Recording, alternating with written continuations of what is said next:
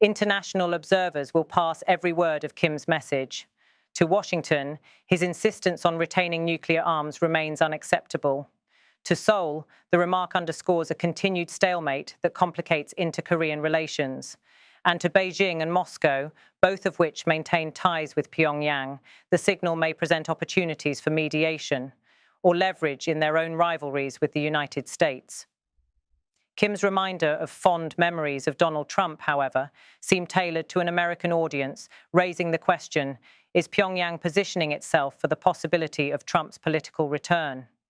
North Korea's nuclear strategy continues to be the pivot around which global security calculations turn, with an estimated arsenal of several dozen warheads and missile tests showcasing intercontinental range.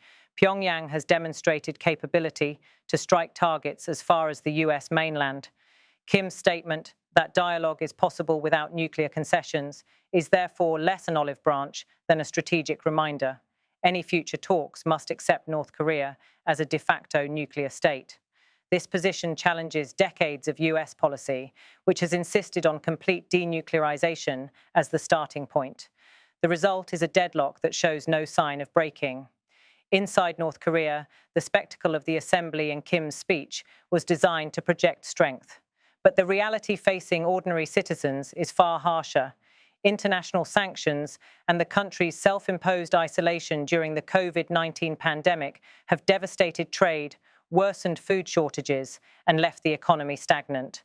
For many, the prospect of renewed talks with the United States is less about geopolitics and more about survival, the faint hope that dialogue might ease sanctions and improve daily life.